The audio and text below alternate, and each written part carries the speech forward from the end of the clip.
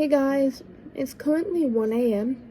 and today I am going to talk about depression, and I will talk about my depression story, how I found out I had depression, and what led up to me having depression.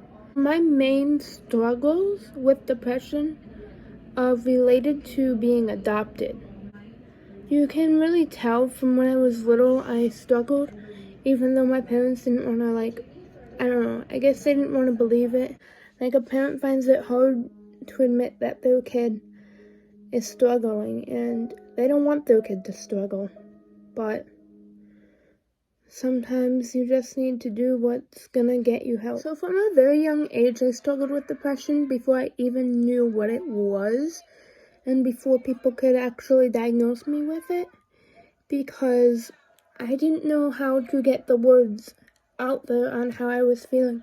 I have trouble with self-expression, and that's really hard for me. Almost like I didn't know the emotion of depression.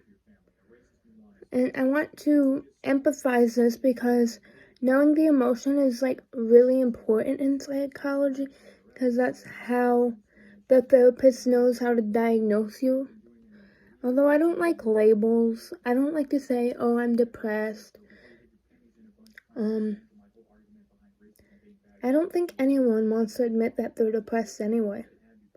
But it's a big step that you need to take, because it's the only way you're going to get help if you admit it. I had many meltdowns and periods of time where I'd just get really sad and really anxious for no reason.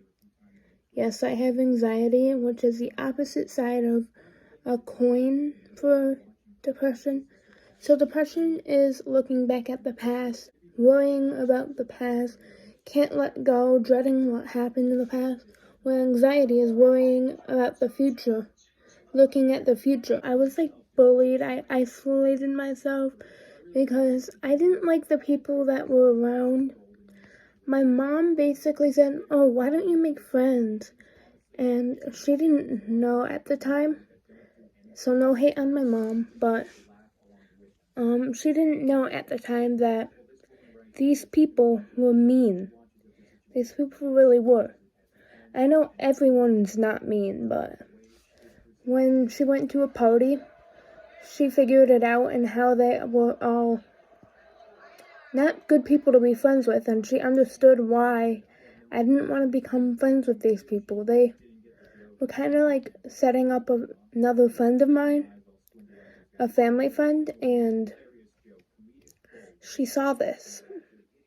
She was trying to stop it. It's not right to bully someone just because they're different than you. I was constantly texting. I was constantly trying to reach out, but I felt like they didn't want to talk to me. I was constantly tired. Part of this could be due to the problem I still ate gluten when I'm not supposed to. I still have a gluten intolerance, but I still do it because I can't not eat gluten. I really took things to the heart, took things more personally than I do now. I had to stay overnight at adoption camp. I was really upset. They wouldn't let me go home. Other people have had this problem where they basically say, oh, you can't go home no matter how depressed you are. And I feel like that's really wrong, especially for an adoption camp. No hate toward the person who ran the adoption camp. She was fine, but the person who ran the other camp, that the two camps clashed. So there's a head owner which owns the first camp, and then the subdivision of that camp is the adoption camp, which another person owns, so that's like a co-owner. And so, no hate to the co-owner, because she's really nice, she's really sweet, but she couldn't send me home because it's all about the owner, it's herself and her rules. I wasn't showing self-expression because I didn't know how to express myself and how I felt.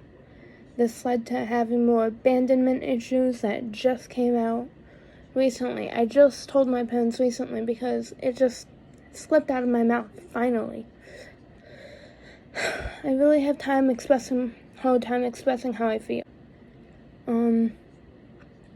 I might put some in this video, but I'm gonna block the name obviously. In 8th grade, I found out my biological family had passed away from alcohol. They lived in a small village. Don't really want to talk about this subject. This was naturally traumatic. I'm sorry I'm talking really fast. I just want to get past this part. Both my brother and my cousin found their families and they wanted to meet. My brother did not want to meet his family. My cousin basically did meet her family, but I thought this was my dream. My brother didn't want this and I did. Why is he getting to meet his family and I'm not? Why do I have to find my whole family is passed away, basically? In 8th grade, 9th grade, I started to talk to people about it. And I quickly learned that other people do feel the same way. And I'm not alone with this feeling. That's something that I feel like you guys should understand because there's always someone to reach out to. There's always someone who has the same experiences. The next video I'm going to really be talking about is how therapists help you talk. This video will discuss basically how therapists pull emotions out of you and what strategies they use. Make sure to leave a like, subscribe, and namaste.